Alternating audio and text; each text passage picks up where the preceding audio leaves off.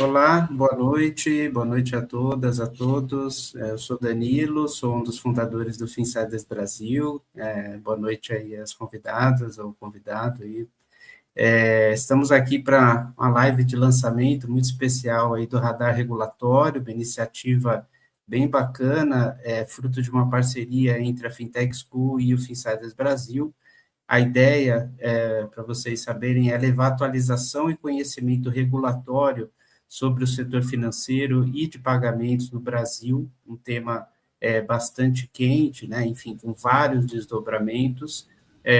A gente vai ter ali na plataforma uma série de funcionalidades, tá? Assim, vai comentar um pouquinho mais sobre essa nova solução aí, e temos aqui duas convidadas especiais, junto com o Tassim, né, que vai se apresentar também, para discutir alguns dos assuntos que movimentaram aí o setor financeiro, o ecossistema financeiro em 2025, fazer uma breve retrospectiva aí de normas e mais do que isso, né?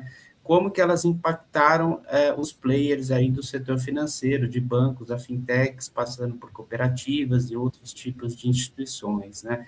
E também traçar um panorama aí para 2026, que já começou bastante agitado, com muitas normas, muitas regulamentações e notícias aí que, do lado do Finsiders Brasil, a gente cobre ali jornalisticamente, e a Fintech School aí com a educação, e agora nessa parceria com uma atualização, educação continuada, enfim, uma série de encontros que a gente vai ter ao longo dos próximos meses.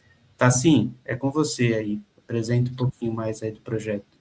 Olá, pessoal, tudo bem? Então, como o Danilo bem disse, aqui essa parceria Fintech School e a Finsiders Brasil, ela tem como objetivo trazer conhecimento, não do ponto de vista de leitura normativa, mas principalmente de interpretação, análise de oportunidades, entender o que está por trás de cada normativo que o regulador publica, né? E aí, para isso, a gente vai contar sempre nesses encontros aqui com uma visão de especialistas como a Letícia e a Mari aqui, daqui a pouquinho elas se apresentam um pouco mais para vocês, aí contando aí da experiência delas, do viés, enfim.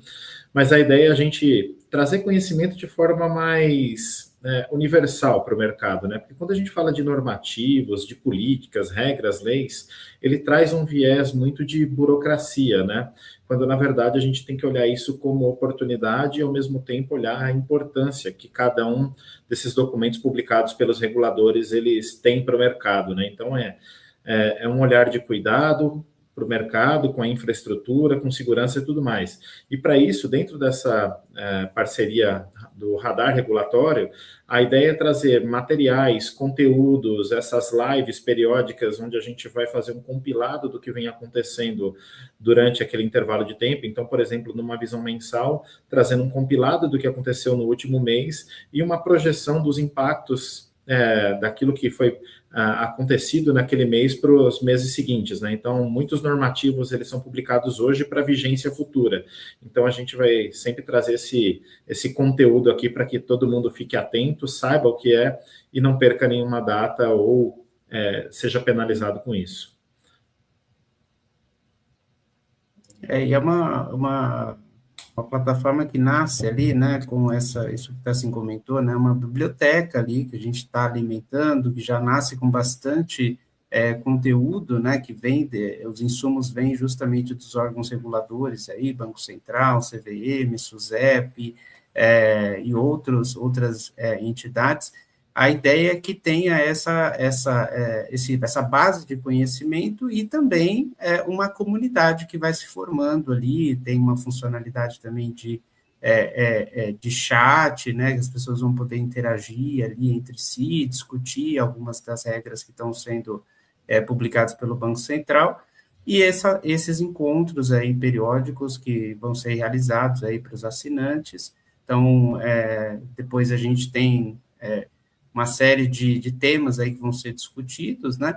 Mas eu queria passar para a Letícia e para a Mariana, começando aí, ordem alfabética, Letícia, depois Mariana, vocês se apresentarem brevemente, e aí depois eu acho que o Tassim segue aí um pouco dos temas, né? Ou eu posso começar as perguntas. Vamos lá, Letícia. Boa, pessoal, boa noite. Obrigada pelo convite, obrigada a quem está assistindo a gente. É um grande prazer compartilhar o que a gente tem vivido na prática, né? Acho que o ideal aqui é realmente passar esse conhecimento e também dividir isso com quem está do outro lado, né, querendo desenvolver projetos ou querendo trazer eficiência para a operação. É um grande prazer estar aqui com a Mari e com vocês, Fernando e Danilo. Muito porque a ideia de trazer visões complementares com base no cenário que a gente está vivendo, né? Então, a minha visão aqui, enquanto fundadora da FinScale, de transformar a empresa da nova economia em fintechs, a gente viveu muita coisa nos últimos anos, e principalmente agora o olhar para 2026 pensando em bancarização de ecossistemas, né? Então, é super interessante esse movimento do radar regulatório para trazer à tona esses conteúdos dos mais relevantes possíveis. Então, estou à disposição e acho que o papo vai ser bem legal. Olá, pessoal, boa noite. Um prazer aqui estar com vocês hoje, Letícia, Fernanda e Danilo. Acho que o ano de 2025 foi muito movimentado, né? Então a gente tem muito papo para conversar, muito reflexo para 2026. Então essa ideia aqui de vocês é fantástica. Eu acho que como a Letícia falou, né, para a gente poder trazer ideias, complementar, poder falar um pouquinho dos normativos. Aqui uma visão diferente, né? Diferente aqui da Letícia, eu sou sócia de escritório, então a gente atua ali a regulação, conversa sempre com o Banco Central, então a gente tem aqui essa vivência do regulatório jurídico, né? Então a gente está aqui hoje para poder conversar e tentar tirar o juridiquês, tá? De fazer de uma forma descomplicada aqui, esse é o nosso maior desafio, o meu no caso, tá bom? Legal, então a ideia aqui, pessoal, qual que é, né? A gente usar aqui como pano de fundo, aproveitando que a gente ainda está nesse início de ano, né? Nesse primeiro trimestre aqui, super recente aqui, o pós-carnaval, é a gente falar um pouco de uma retrospectiva do que aconteceu, principalmente ali no segundo semestre, que ele foi bem mais intenso do ano passado, né? Então, pegar ali alguns principais pontos de impacto, não só que aconteceram e ficaram em 2025, porque na prática muita coisa que aconteceu tem reflexo nesse ano e nos próximos, né?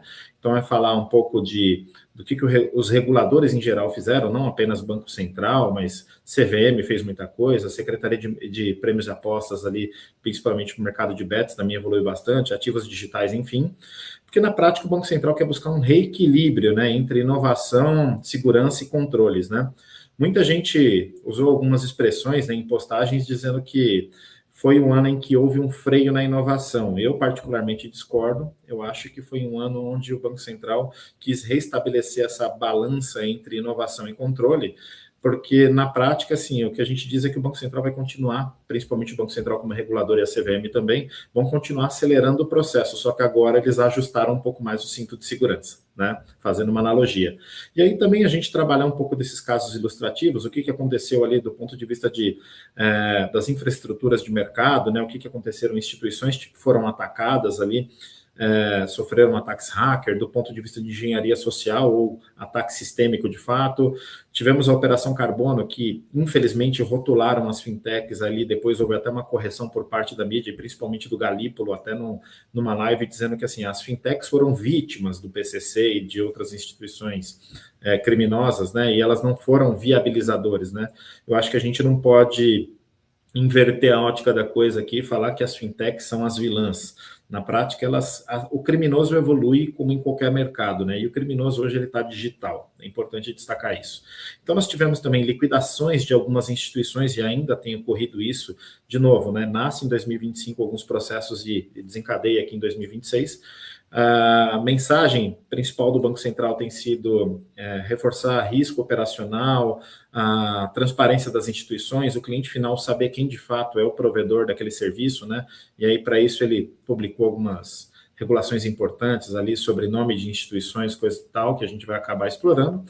E, obviamente, falar não só do viés regulatório, de produtos e serviços, mas também de negócios aqui. Por isso que é uma união entre o jurídico aqui, numa visão muito mais apurada da Mari, eu posso contribuir aqui com a visão mais de produto, a Letícia tem muito conhecimento de negócio também, então a ideia, pessoal, é ter essa conexão. Os assuntos não estão isolados, tá bom?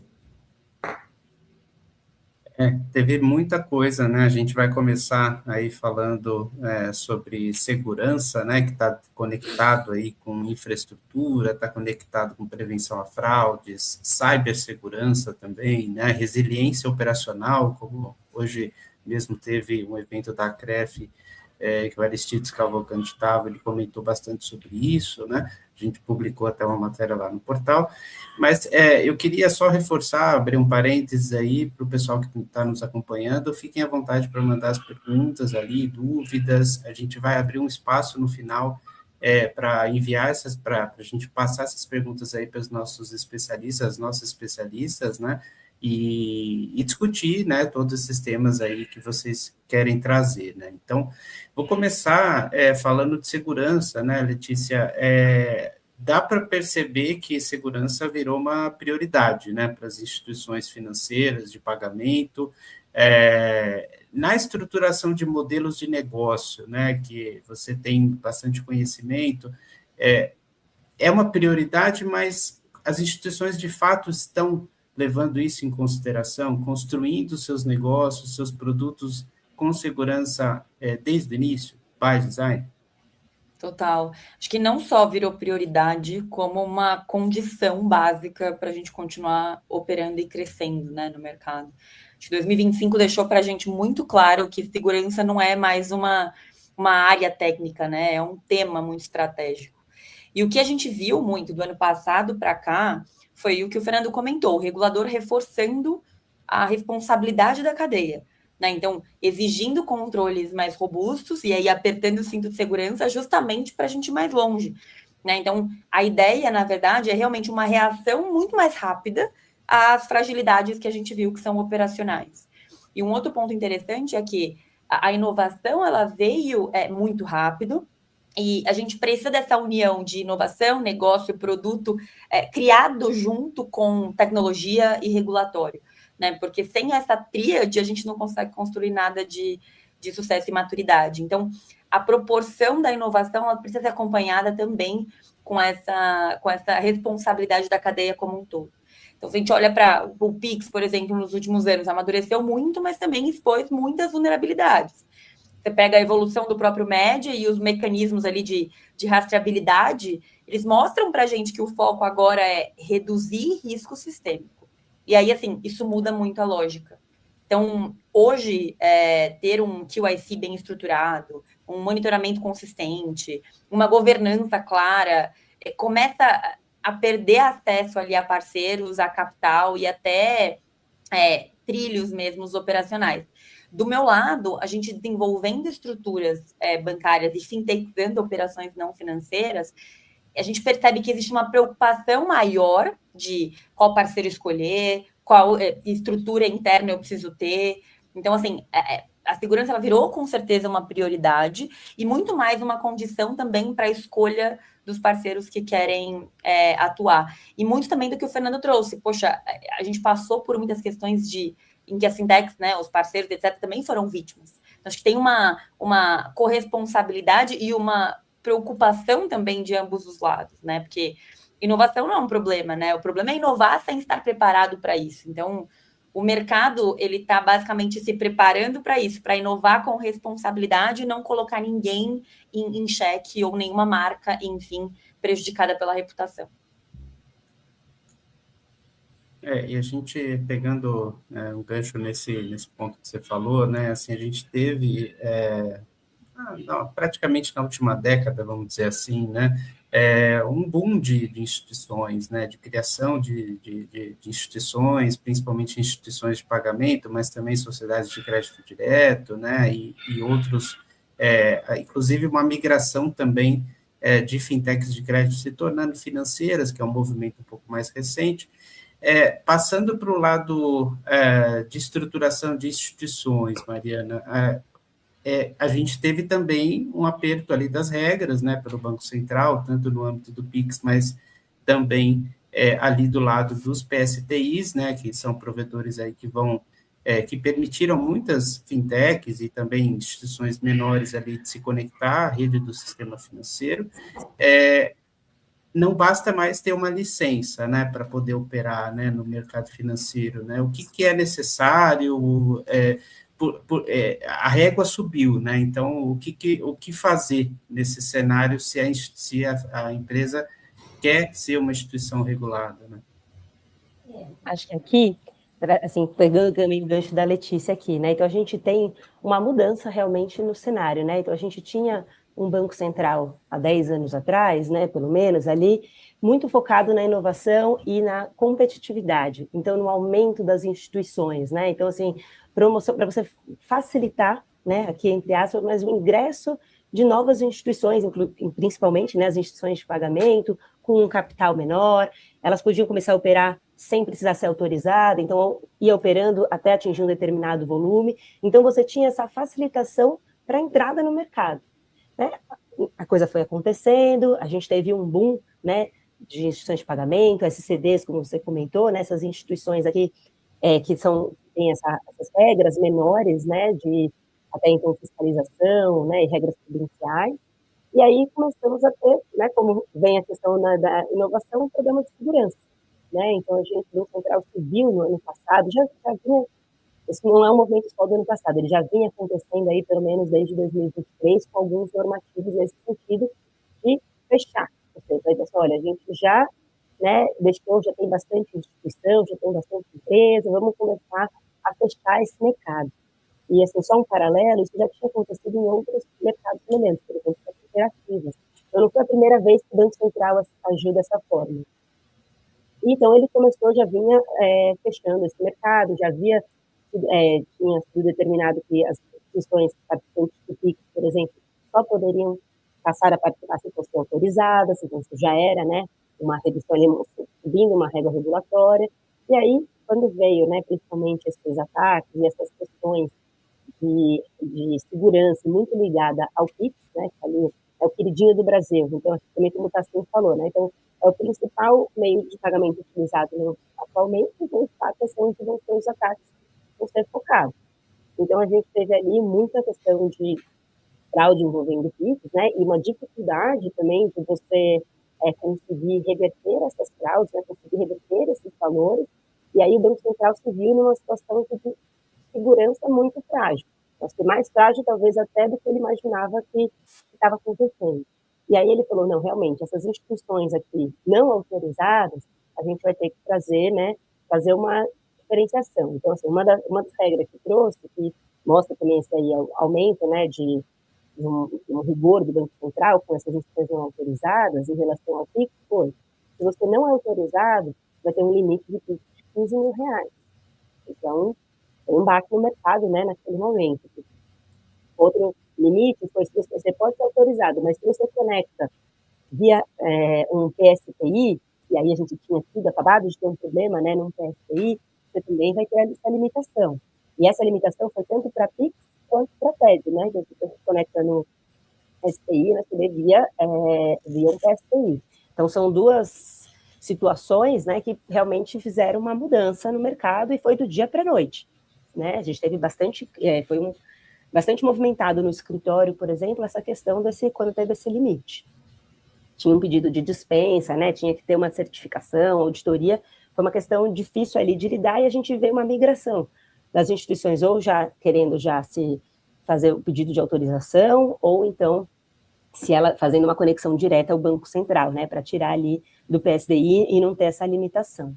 A gente tem uma outra questão aí também em relação aos não autorizados, que quando eles fazem a participação deles, só poderia ser com um direto que fosse S1 ou S4. Essa regra ela já está acabando, né? Então, na verdade, assim, quem estava conectado com um direto, que tecnicamente chama participante responsável, sem ser S1 ou S4, tem até agora o dia 5/3 para achar uma solução aqui e se conectar a um participante S1 ou S4. O que é S1 ou S4? Né? É uma segmentação prudencial das instituições financeiras. O Bacen entendeu, se você não é autorizado, você está no PIX, você precisa, então, estar abaixo de um participante maior, né? Que está nessa segmentação maior, porque ele vai ter um rigor maior em relação a você, vai te olhar de uma forma diferente. Então, isso também, aqui foi, né, na ideia do Banco Central, de limitar o número de problemas que a gente estava tendo em relação à fraude e segurança, tá? A gente também teve a questão também ainda em relação aos não autorizados, de que todos os não autorizados precisariam das IPs ser autorizados, independente de participação ao PIX ou não. comentei, né, já vinha um movimento do Banco Central de que precisaria todo mundo ser autorizado. Só que essa regra, ela estava em volume no tempo até 2029. E aí o Banco Central falou, não, todo mundo vai ter que agora pedir autorização, que ainda, né, não tem autorização, que está em funcionamento, vai ter que pedir autorização durante o mês de maio de 2026. Então, a gente tinha uma regra de volume escalonada no tempo, que agora ficou concentrada. Então, durante o mês de maio desse ano, todas essas instituições, e aí, inclusive, as credenciadoras, né, que são as adquirentes, as de instrumento pós-pago, vão ter que pedir autorização de funcionamento. Tá? Então, isso também é uma mudança grande no mercado, né? E, assim, ela antecipa um movimento que já vinha acontecendo, mas que o Banco Central já dá de novo o recado. Eu quero que só fiquem instituições autorizadas, tá? E em relação ao PSTI, também, o PSTI, ele não precisa de uma autorização propriamente dita, é um credenciamento. E o Banco Central, diante do problema que a gente teve, ele verificou que ele precisava de uma diligência maior ali em cima dos PSTIs, né? E uma das formas também que ele colocou foi o aumento do capital social, para um capital social de 15 milhões, né? IPL, então é um valor considerável, né? Um capital que teve um aumento considerável. Então também aí mostra um Banco Central também ali com um rigor maior em cima do PSTI, que é ali um provedor de tecnologia, né, para integração ao Banco Central. Então, acho que esses são os principais pontos que mostram essa mudança, né, comentando aqui de como vai fazer, então, em relação a essa segurança maior e o que a gente vai fazer para conseguir dar essa fechada, essa selecionada no mercado, tá? Diante da questão de quem viu que o Banco Central vivenciou no ano passado, de fraudes e ataques, tá? Esses foram os principais pontos. Posso contribuir? Claro, certeza. Porque eu vejo muito, pessoal, e acho que isso é bem legal da reflexão, né, da Mari, porque assim, de um lado a gente tem as instituições que estão com a régua mais alta e que é esse movimento que a Mari acabou de trazer. Por outro lado, eu tenho muito essa visão de empresas que buscam parceiros licenciados para se fintechizarem, né? E aí, o fato da segurança ser prioridade e tudo mais, também eu percebo que passou uma segurança para as empresas que querem operar de maneira correta, né? Então, sei lá, eu sou um varejista, eu sou uma indústria, eu sou, enfim, qualquer outra coisa, tenho oportunidades de transformar o meu negócio numa fintech, com a insegurança ou com muitos players no mercado que a gente não sabia de onde vinha, quem eram os donos e tal, porque tudo ficou muito mais fácil de contratar. Porque vocês sabem, 5 anos atrás, quem queria ter um banco digital white label, bastava ter capital, né? Tinham muitas empresas com CNPJ, com MEI, MEI, etc., construindo instituições que eram classificadas como instituições de pagamento ali para landing page e tudo mais. Então, existe uma preocupação que eu considero como extremamente importante para o consumidor final, que é quem está abrindo suas contas nessas fintechs e tudo mais, de ter esse nível de consciência, de olhar, putz, quem é que é o banco que está aqui por trás dessa operação? Né? Então, é um cuidado. Por outro lado, o cuidado dessa empresa que não quer necessariamente ter a própria licença ou não tem necessidade, porque não vai operar como infraestrutura e nem nada, e utiliza uma infraestrutura parceira, de também estar assim, putz, mas com quem eu vou operar? Quero saber mais, quero entender quem está por trás, quero validar um pouco mais disso. Então, o movimento foi, de certa forma, preocupante para muitas pessoas, mas muito positivo, pensando no consumidor e pensando no crescimento do nosso mercado. Porque, poxa, a gente aqui, nós 4 acreditamos que o movimento de crescimento ali de fintechs e tal vão, de fato, movimentar a economia. A gente acredita nisso. Só que se a gente tiver uma vulnerabilidade, a gente perde, inclusive, essas oportunidades do mercado. Então, eu vi muitos parceiros e clientes da Finscale que estavam em vias de estruturar uma unidade de negócio financeira e recuaram pela insegurança. Até que a gente passa a dizer, não, pelo contrário, com a régua mais alta, a gente pode ter mais oportunidade, né? Então, o risco antes era maior do que agora. Esse é o grande ponto, né? Essa mudança de cabeça, de que, poxa, você estava vulnerável antes. Agora você está um pouco mais seguro. Ah, mas está mais complexo. Então, mas é esse o ponto, é esse o movimento. Então, olhando para tudo que a gente vem construindo, esse preparo dessas empresas de infraestrutura bancária e tudo mais, as instituições que estão reguladas, que precisam de auditoria, precisam ter um processo mais complexo para a obtenção da licença, é bom para o mercado como um todo. Então, isso não tem que ser visto como uma ameaça, isso tem que ser visto como uma oportunidade, muito para melhorar a visão de quem é consumidor e de quem é uma empresa também que vai se atrelar a uma instituição regulada, né? Mas Concordo acredito que vai 100%. ter, pegando esse ponto que você falou, Letícia, e aí eu queria passar para o Tassim, assim, eu tenho ouvido bastante desde o ano passado com as questões de capital mínimo, né, aumento de capital mínimo, e também com a nova regulamentação de base, que a gente acho que ainda vai falar um pouquinho sobre isso ao longo do encontro, né, sobre consolidação, sobre fusões e aquisições, sobre um movimento ali de seleção natural, né, ou saída organizada ali de algumas instituições, com esse capital mínimo mais rigoroso. Como que você está vendo isso, tá, assim, do ponto de vista de mercado, né? As instituições, ficou mais caro operar, vai ter espaço para quem queira desenvolver novos negócios, ou a gente vai ter esse rearranjo aí das instituições, aí uma se juntando à outra, as mais fortes ali se consolidando? Obviamente que assim, quando a gente olha só do lado financeiro, ficou mais caro operar, né? É inevitável. Quando você fala que uma instituição de pagamento antes com 2, 3 milhões você poderia criar uma instituição, vamos chamar assim, e agora você tem um mínimo ali girando em torno de 9, podendo superar até dobrar esse valor, fica mais caro. Mas na prática, assim como a Letícia e a própria Mari falaram, não é uma questão de ficar mais caro, né? Que é uma conotação até negativa. Eu acho que esses valores, eles tornam o mercado mais adequado. A questão é essa, né? Porque é importante a gente entender o motivador do Banco Central e dos outros reguladores, né? Então, como você bem disse, Danilo, ocorreu um evento hoje na CREF, onde o Aristides, né, que é um dos responsáveis lá por um departamento na UDGF lá do Banco Central, eu até anotei aqui alguns números que ele colocou, né? Então, em 2024, nós tivemos 9 eventos de ataques reclamados ao Banco Central à infraestrutura. Em 2025, esse número saltou para 39, e até fevereiro desse ano aqui, se a gente considerar que não temos nem 2 meses completos, esse número já é de 9. Né? Então, a gente já tem 9 registros oficiais de ataque à infraestrutura. Quando a gente olha ataques críticos, que é uma outra classificação que o Banco Central tem, foram 59 em 2024 e 76 eventos em 2025. Então, os números estão saltando, como eu falei, né? O criminoso, o fraudador, ele evolui com o mercado, né?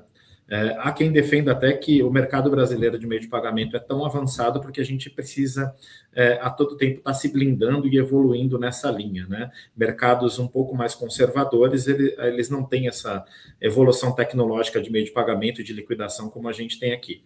E, nesse sentido, o Banco Central vem provocando isso para adequar o mercado, no sentido de, olha, não é que eu estou cobrando mais caro porque eu estou cobrando uma tarifa maior, eu estou impondo infraestruturas mais caras por mero desejo do regulador. Não, é o contrário. Então, ele está reestabelecendo todo o ecossistema. Então, ele está cuidando de infraestrutura, ele está cuidando de produtos, ele está cuidando de escalabilidade.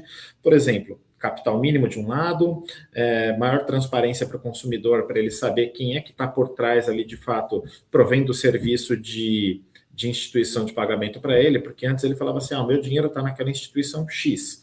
Aí o Banco Central criou aquele portal onde a gente olhava lá o dinheiro parado, né, o dinheiro a receber, aí você entrava lá no registrato, né, aí você olhava e falava, peraí, tá dando aqui que eu tenho R$5 aqui a receber, tem um dinheiro parado de uma conta encerrada com saldo mil, mas eu não tenho conta nessa instituição. Eu contratei a Fintech X e não essa instituição. Ele não sabia o que era um provedor de base que estava ali, eventualmente, efetuando o serviço. Outro ponto que o Banco Central acabou pegando nessa linha de transparência para o consumidor final é a questão da nomenclatura das instituições, né? Hoje a gente tem uma diversidade muito grande de nomes, mas o sobrenome vem acompanhado de PEI, Bank ou banco. E o Banco Central falou assim, peraí, deixa eu segregar melhor. Banco é banco de fato, instituição de pagamento é outra coisa. Então ele não quer, né? Tem instituições mais famosas que estão revendo isso, né, do ponto de vista até de estratégia de marketing, não é simplesmente mudar o nome da instituição, o logo que está lá no cartão já emitido ou na porta, né? Diversos sistemas trabalham com o nome fantasia da instituição. Aí imagina, né? Vou usar uma instituição fictícia, né? Tem um Radar Bank, só que agora o Radar Bank não pode usar mais esse nome, é a Radar Instituição de Pagamento. Então, como é que fica isso para o consumidor final e como é que fica isso para toda a infraestrutura do mercado?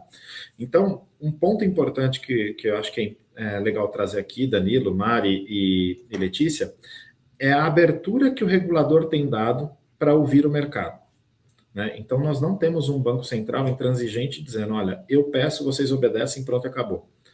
Existem situações onde ele promove consultas públicas, ele está muito mais aberto às instituições, associações, enfim, fazerem as reuniões, e aí as associações têm um peso muito importante para dialogar com o regulador, né? Então, você pega uma associação que tem lá 30, 40 instituições abaixo dela, é muito mais fácil ela organizar o pedido, ir lá no regulador, conversar com o regulador e mostrar os impactos para o regulador, porque vale lembrar o seguinte, o Banco Central já disse em diversas possibilidades que ele desenha o guardrail, né? Ele desenha aqui os limites, mas aqui dentro existe uma certa liberdade criativa. Então, é importante contar para ele o detalhe que talvez tenha passado desapercebido por ele como regulador. Tá? Então, no final das contas, gente, os assuntos estão muito conectados. Tá? Então, é legal reforçar a importância das associações, é legal reforçar o objetivo do Banco Central, mas a Letícia, que acaba vendo isso muito forte lá na FinScale, é como é que as fintechs têm escalabilidade. Para ter escalabilidade, ela tem que ter um produto legal, tem que saber o mercado que ela atua, mas ela tem que ter uma segurança jurídica também, que é o mundo da Mari. Ela tem que entender de regulação, ela tem que saber qual é o impacto de dar um passo para fora das 4 linhas, ela tem que saber o impacto que pode dar isso, inclusive um risco de imagem, né, Danilo? Que assim, é muito comum, às vezes, uma vez que sai uma matéria ruim sobre a sua instituição, para você desconstruir aquilo que foi uma imagem ruim, é muito trabalhoso. Dá mais trabalho reconquistar um cliente do que conquistar o cliente, né? E mesmo sem saber o que de fato aconteceu, né? Ou seja, sai uma matéria, Exato. pode não ter sido nada diretamente contigo, mas ninguém sabe explicar o que aconteceu. Mas o nome está lá, então é um risco, né? Exato. Pois é. Tem a questão de nome, de imagem, reputação, enfim, né? Uma série de... Bom, a gente teve alguns casos ano passado, alguns que estão acontecendo ainda aí, né, em andamento. Então, eu queria aproveitar você, Letícia, assim, para falar assim, que outros temas, né, além desses que a gente já comentou, que marcaram aí 2025 e que ainda vão impactar a evolução dos produtos e serviços financeiros e de novos modelos de negócio em 2026, assim, né? O que você viu de assuntos relevantes aí em 2025 que ainda tem essa repercussão para esse ano? Assim, eu acho que tudo que a gente falou continua, tá? Se eu olhar o conjunto do que aconteceu lá em 2025, o que aparece, na minha visão, é um padrão muito claro, que é o que a gente falou, o regulador organizando o mercado para um novo ciclo. Então, como eu comentei, 10 anos atrás, quando a gente começou, de fato, era tudo muito mais simples, muito mais fácil de operar, as tecnologias muito mais vulneráveis, e deu muito bom, mas deu muito ruim também, né? Então, acho que o terreno está sendo preparado para a evolução e também pelo crescimento ali falando de embedded finance. Então, acho que esse é um grande ponto, assim, o mercado está evoluindo muito em termos de infraestrutura financeira, tecnologias preparadas para transformar a economia. Então, se a gente olhar para o todo, no Banking as a Service, por exemplo, o avanço regulatório deixa muito explícito que não basta você ter uma bela tecnologia e um contrato comercial, né? É preciso ter clareza de responsabilidade. Então, muitas empresas perceberam que terceirizar essa infraestrutura não significa terceirizar risco, né? Então, acho que isso é bom para a empresa, isso é bom para quem está contratando. Quando a gente fala do Drex, por exemplo, a pausa por questões de privacidade e tal, muita gente falando de retrocesso. E, na minha visão, foi um ajuste necessário para preservar a credibilidade. E é aquilo que o Fernando muito bem colocou. Poxa, existem muitas discussões para uma decisão acontecer. Né? Isso mostra que o Brasil ele quer liderar a inovação e é um caso de uso extremamente relevante e estudado.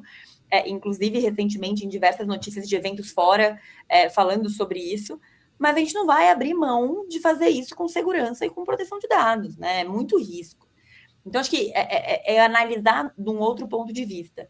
Se for pensar, por exemplo, no regime da CVM, por exemplo, também é uma coisa muito relevante.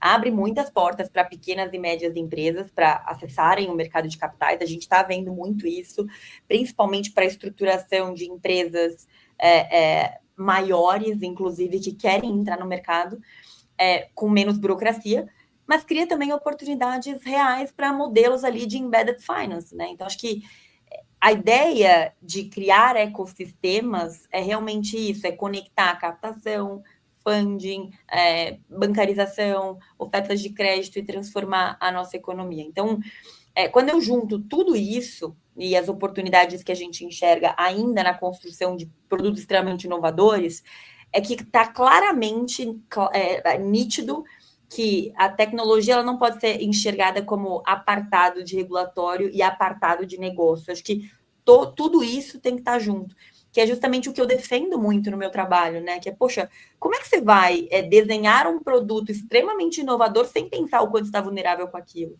Ou como é que você vai simplesmente contratar uma tecnologia de ponta, que é um baita de um produto, que é tão simples quanto colocar uma cor e um logo e adaptar para ter uma conta digital, se você não sabe o que está acontecendo por trás, né? Porque tem a preocupação com a tua marca. Então, é entender que não é só a tecnologia, não é só o regulatório, não é só negócio. Isso precisa andar lado a lado. Não tem como eu desenhar um belo produto se eu não tiver segurança naquilo que eu estou desenvolvendo. E o que eu defendo também é muito de aproveitar a inovação para transformar negócios. Então, é maravilhoso o que a gente está vivendo hoje e muito mais seguro do que a gente já viveu um dia.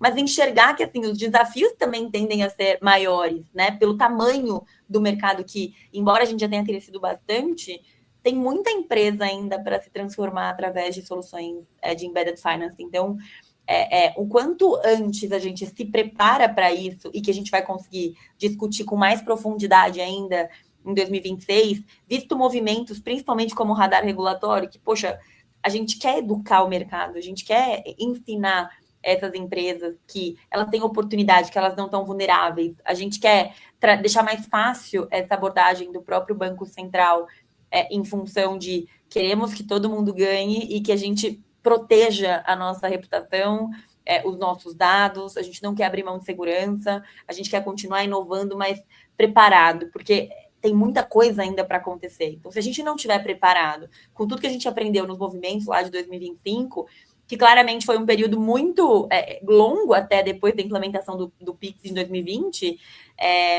agora as coisas tendem a andar mais rápido, né? Então, se a gente for pensar que esse ano faz 6 anos do lançamento do Pix já, e tanta coisa aconteceu em relação a isso, a ideia é que aconteça ainda mais rápido tudo que a gente está prometendo e olhando com base em tecnologia. Posso contribuir aqui também, Danilo? Lógico, vai lá. Eu já ia passar para você, inclusive. São vários pontos, né? Eu fiquei pensando aqui. E tudo está conectado, né? Acho que isso que é o lance, né? Parece que são assuntos desconexos, mas você vai ver, estão integrados. E assim, aqui, né, como regulatório jurídico, hoje eu atendo muito mais a área de produtos e de negócios do que um jurídico. Então, é difícil eu falar com um advogado. Né, assim, muito diferente. A área do escritório de contratos, né, que vai fazer uma política, aí é diferente, mas assim, né, aqui na linha de frente com o Banco Central, a gente fala com o pessoal de negócio, com o pessoal de produtos, porque é isso que precisa encaixar o regulatório, e é isso que a gente precisa de alguém de tecnologia, como a Letícia falou, para encaixar junto, porque isso tem que entrar, não tem como, né, um não vive sem o outro. Então isso é muito interessante, né, assim, eu acho muito, muito rico isso, e por isso que é muito legal essa participação com diferentes cabeças, mas que sempre estão juntas, né? A gente sempre tem que andar juntos. E acho que aqui, em relação ao BAS, né, assim, uma visão aqui na parte de regulação nas normas, né? O Banco Central, eu acho que assim, tem bastante coisa do BAS para esse ano, né? A gente está vendo o Banco Central testando um modelo novo, né? Uma forma nova de se apresentar. Se a gente for pensar alguns anos atrás, o Banco Central não gostava do BAS. Para ele não era, né, uma situação muito fácil de entender que existia uma terceirização de um serviço, né, financeiro ou de pagamento. E aí, depois ele viu, né, a gente tem em que nem todas as instituições estavam prontas para serem autorizadas e serem instituições reguladas. Então, assim, o BAS vem com uma solução para continuar uma inovação, para que a gente continue oferecendo para todos os usuários mas com um pouco mais de segurança de uma empresa que consegue estar associada, né, ao Banco Central, que consegue ser regulado. Então, a gente vai ver esse ano, né, o Banco Central ele fez, em relação ao BAS, muita consulta, que o Tassim estava falando, não só a consulta pública que teve, mas muitas conversas. A gente, pelo escritório, participou com mais de um cliente, que era fornecedor de BAS, para o Banco Central entender o que era isso, porque ele tinha dificuldade de entender esse modelo, porque cada um chamava BAS de uma coisa diferente, né? Então, assim, ele veio aqui na regulação agora e estabeleceu o que para ele é BAS. Mas, assim, e outra coisa, né? Ele trouxe um nome de mercado, né? Ele não criou um nome novo, ele trouxe já o nome que o mercado usava. Então, assim, né? O Banco Central entrando no mercado e tentando manter já do jeito que o mercado funciona e como fazer isso para melhorar. Então, eu acho que, assim, a gente vai ver agora, né, que temos 2026 bastante coisa para poder alterar os contratos de base, colocar isso de fato em prática. O Banco Central vai observar muito esse mercado e ver como ele vai evoluir. A questão das nomenclaturas, que foi falada também, em conversa com o Bacen, teve uma questão engraçada que ele comentou, ele falou assim, que alguém perguntou para ele, como é que você sabe quando é banco e quando não é? Aí ele falou, se tiver bank é porque não é banco. Então, para ele mesmo, ele já tinha essa questão. Então, se tem bank, não é banco, com algumas raras exceções. Então, se causava essa dificuldade dentro do próprio Banco Central, né, quem é ali a instituição, imagina no consumidor final. Então, essa questão de transparência, né, que a gente tem, então, nas nomenclaturas, nessa forma de apresentação, transparência também em relação ao base. Então, olha, usuário, quem é que está te fornecendo de fato ali a questão do pagamento e quem é a marca que está ali, que você vai fazer essa conversa inicial. Então, o Banco Central ele vem trabalhando com o mercado para poder fazer isso de uma forma mais transparente em prol do consumidor final. Então, acho que isso é muito interessante. O Banco Central tem tido essa postura ao longo dos últimos anos de conversa, de diálogo com o mercado, e ele mesmo fala que se ele errar, ele não tem problema em voltar atrás. A gente pode ver no Pix quantas normas, né, acho que o Tassim tem os números, de quantas normas foram editadas e depois foram revogadas e foram modificadas. Então, ele está tentando também se adequar ali rapidamente junto com o mercado. Acho que isso é uma coisa muito interessante, né? E acho que também para 2026, que ainda não foi falado, mas acho que é um tema que o Banco Central vai tratar bastante, né, a questão das PSADs, né, das prestadoras de ativos virtuais, que eu acho que também é um novo segmento aqui regulado, que o Banco Central tende a deixar os olhos ali bem atentos também para esse novo mercado. Só contribuindo aqui. Vai lá, tá sim. Desculpa, Danilo. Acho que tem um ponto importante aqui que, assim, é fato que eu vi até numa matéria um termo avalanche regulatória, né? Dado ao alto volume que nós temos, né? Só no ano passado a gente teve mais de 2.000 publicações do Banco Central, mas obviamente considerando ali comunicados, instruções normativas, resolução conjunta, enfim. Mas foram 2.000 publicações. É importantíssimo destacar, e a gente reforça isso, que assim, muito cuidado, pessoal, com a fonte que vocês estão consumindo informação também para tomada de decisão. É muito comum pessoas ali, existem normativos que são super complexos, até para quem acompanha o tema no dia a dia, para quem está super envolvido, então ele é cheio de regra, e aí você tem que ler o normativo que ele edita ou que ele revoga do passado, aí você volta para cá, tem normativos que chegaram a revogar ou alterar 5 documentos numa versão só. E aí, qual que é o ponto do cuidado que eu quero trazer? Não pegue um normativo, jogue na IA e assuma como verdade absoluta tudo que a IA está trazendo. Porque como os temas são novos e complexos, se a IA errar uma data ou dizer que aquilo se aplica ou não para você de forma errada, pode gerar pânico em quem não deveria e deixar calmo quem deveria estar preocupado. Eu acho que isso é um alerta importante, porque houveram situações aqui, que nos diversos grupos de mercado de Pix, Open Finance, que eu acabo participando, em que a pessoa jogou um documento na IA, gerou um PDF legal, um PDF razoavelmente bem estruturado do ponto de vista de conteúdo, mas que tinha detalhes ali que poderiam mudar a regra da instituição. Então, dizer o seguinte, olha, isso daqui não se aplica para você, ou que se aplica e na verdade não deveria, é o suficiente para que você possa ficar, inclusive, fora de um prazo importante que o normativo exige, que você possa ser penalizado, eventualmente perder uma janela importante de homologação do Pix, só para citar o Pix como exemplo, tá? Então, assim, essa é uma das dicas que a gente quer trazer aqui, tá, pessoal? Muito cuidado com a fonte de informações. E eu acho que isso vale também, Danilo, e aí fazendo aqui até um elogio ao Finsiders, os portais também, né? Porque assim como ocorreu no passado aí me perdoem o termo, mas a demonização das fintechs ali naquele período da Operação Carbono, né? Que se você chegasse dependendo do lugar e falasse assim, eu trabalho numa fintech, as pessoas já te rotulavam de criminoso, né? Óbvio que eu estou exagerando aqui, mas é só para trazer o exemplo. Então, assim, alguns portais também trazem notícias de uma forma muito sensacionalista sobre um problema. E, de novo, a gente não deve inverter a ótica.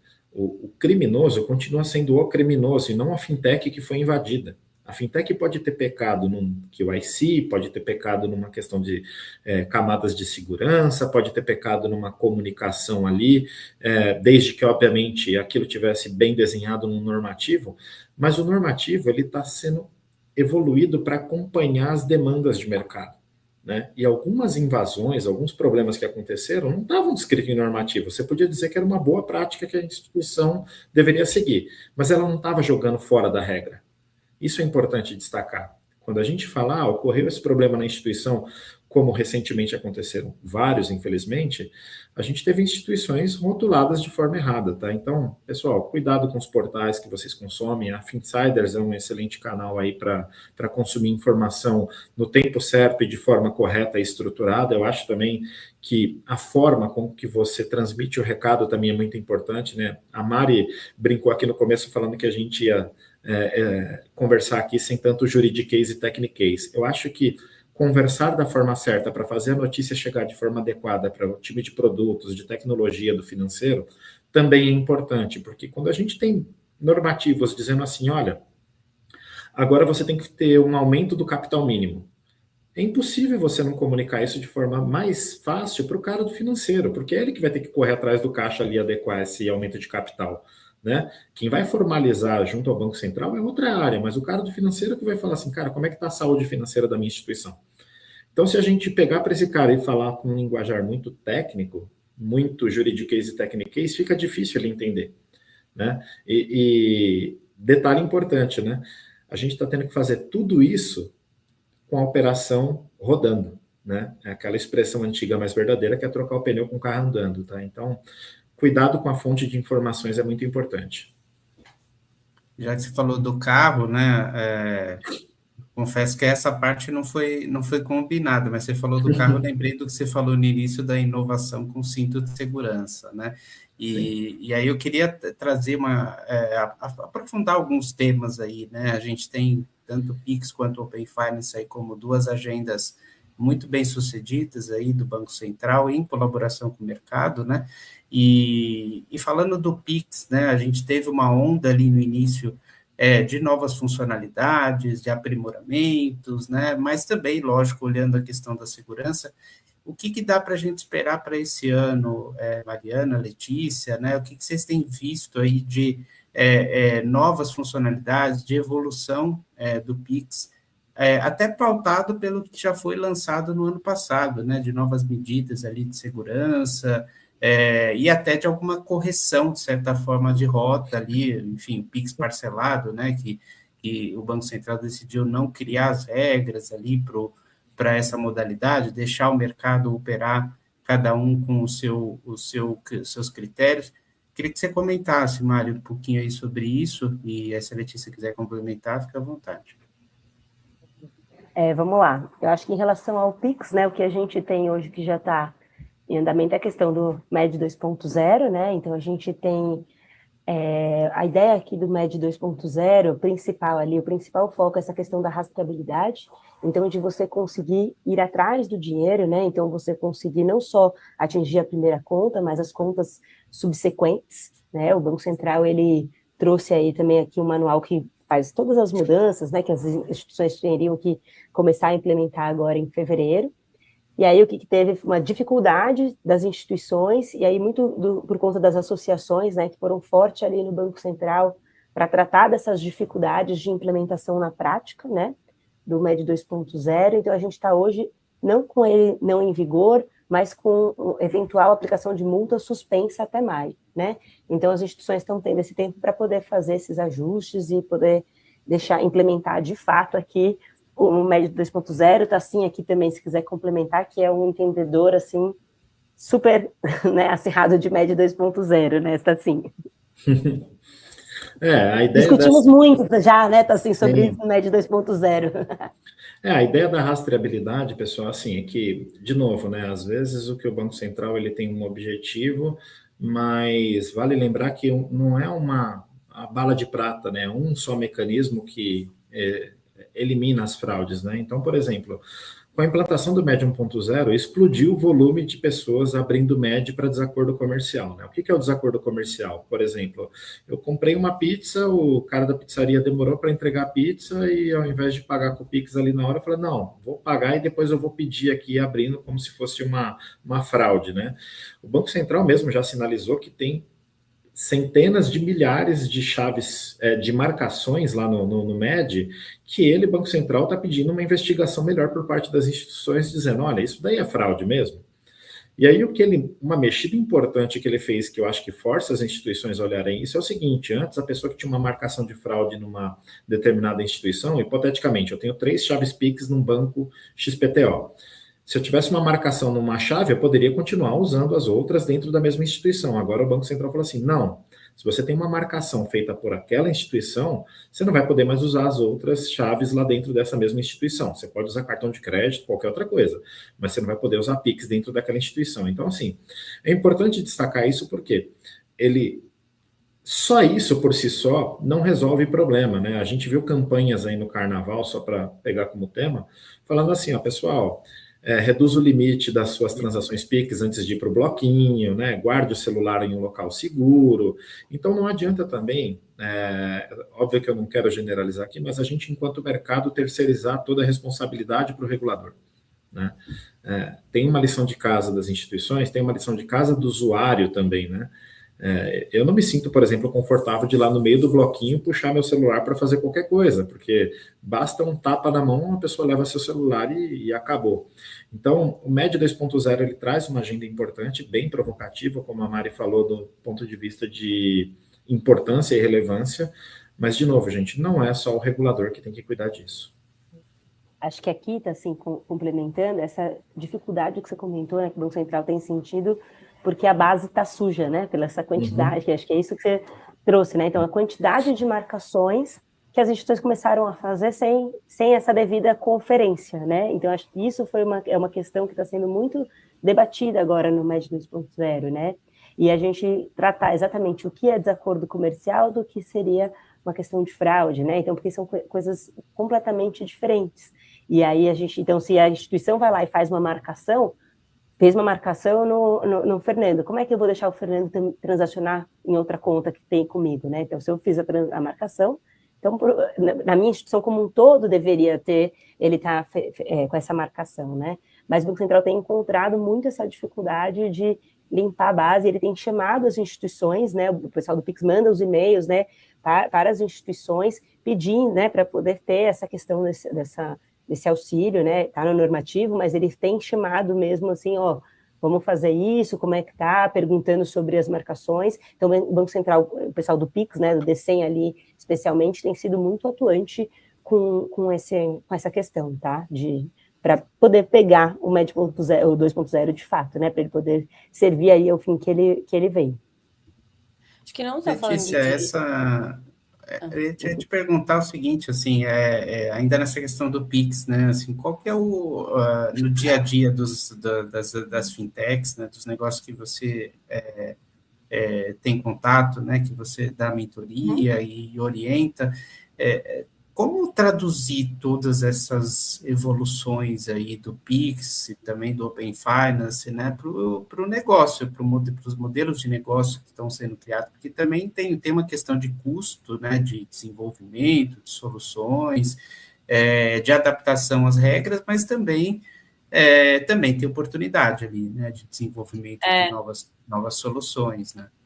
Exato. Eu ia falar justamente isso, assim, que eu vejo o Pix avançando de vez muito nessa fase de meio de pagamento eficiente, de infraestrutura financeira completa, assim, com 3 frentes muito claras, né, para as fintechs. Então, recorrência, previsibilidade de caixa, eventualmente via Pix automático, que tende a ganhar tração, né, operacional, e competindo ali contra débito automático, boleto em larga escala, que é o caso das empresas que eu atendo, né? Então, assim, muitas empresas hoje sofrem com custos altíssimos para emissão de boleto, sofrem também com a possibilidade aliás, com a falta de possibilidade de diversidade de meio de pagamento, de receber. Então, eu vejo como oportunidade, né? A expansão do Pix para o território do crédito também, né? O Pix parcelado, pensando num crédito colateral, né? Então, pensando no fluxo do Pix como uma jornada, pensando em estruturas também para pequenos ecossistemas, pequenas e médias empresas focando em cobrança.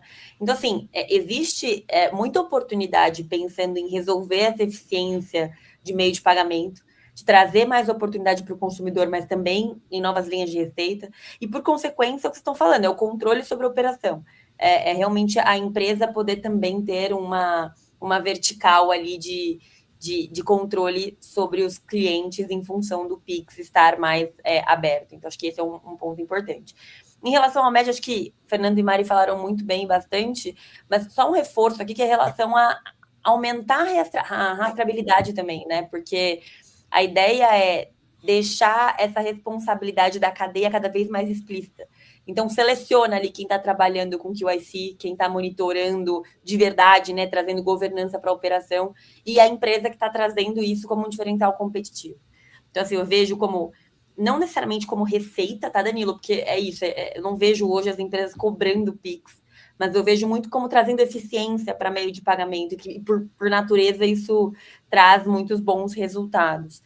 E pensando também em receita, uma vez que a gente opera com o Pix para crédito. Então, o Pix mesmo parcelado, que a gente tem utilizado muito no varejo hoje em dia, tem aumentado profundamente o resultado dos negócios. Bom, vocês viram que tem muitos assuntos aí, a gente poderia ficar aí muito tempo mais, e, na verdade, essa foi uma live inaugural, né? A gente tem aí um grande apanhado e a gente vai ter muitos outros encontros aí para aprofundar todos esses temas e outros assuntos aí do que foi conversado, desde aumento de capital mínimo para as instituições e o impacto disso para diferentes tipos, né, de players, até regras do Banking as a Service, né, do BaaS, ativos virtuais, que a gente não comentou com tanta profundidade, justamente porque a gente está fazendo o lançamento da plataforma e teremos aí oportunidade de trazer todos esses assuntos em mais detalhes. Então, antes de passar a palavra aí para os painelistas para fazer as conclusões finais, eu queria convidar a todos aí que já fizeram, a gente teve dezenas aí de profissionais, executivas do setor financeiro que degustaram aí a plataforma nas últimas semanas, né? E também muitos interessados. Então, deixo o convite aí para vocês também nos procurarem aí pelos canais. Ali a gente tem um banner na homepage do portal, a gente tem os nossos contatos direto também, né? Muita gente nos acompanha diretamente, né, no LinkedIn, e tanto via Fintech School quanto Finsiders Brasil. Então, deixo esse convite aí para todos irem nos acompanhando e, lógico, acessar a plataforma, assinar e participar desses encontros que vão ser de mergulhos aí muito mais aprofundados do que a gente fez hoje, que foi um gostinho aí, né, do que está por vir, a live aí inicial aí desse projeto tão bacana. Tassim, passo a bola para você aí, se quiser fazer uma conclusão para a gente, e deixo também depois para a Letícia e para a Mari fazerem as considerações finais. Fazendo aqui uma espécie de resumo aqui do que a gente falou, né, pessoal, e do que está acontecendo, eu quebraria alguns blocos, né? Então, assim, o que está acontecendo desde o ano passado até o que a gente está vendo nesse início e vai ver muito ao longo desse ano, é que para os clientes a gente vai ter muito mais segurança, transparência e possibilidade de comparação entre as instituições do ponto de vista não só de serviços, preço, mas também de segurança. Quando a gente olha para as instituições, é um ano de desafios do ponto de vista de adaptação regulatória, consolidação, talvez a gente enxergue muitas fusões e aquisições acontecendo no meio do caminho, né? E obviamente que o impacto de custo regulatório, enfim.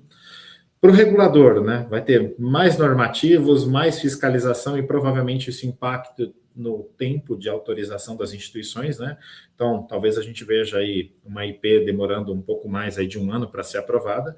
Agora, quando a gente olha para o ecossistema como um todo, a gente potencialmente enxergue menos entrantes, né? Novos entrantes, né?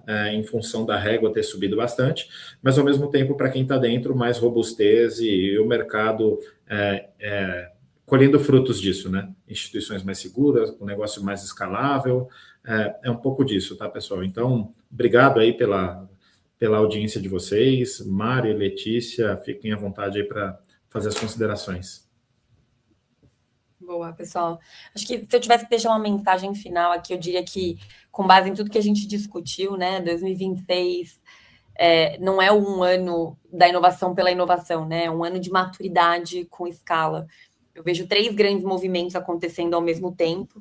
O primeiro é que conformidade virou diferencial competitivo, né? Então, segurança, governança e aderência regulatória, elas deixam de ser vistas como custo e passam a ser vistas como um ativo estratégico para a companhia. Então, quem consegue demonstrar essa estrutura vai ganhando confiança do cliente, do parceiro, do investidor, do órgão regulador e etc.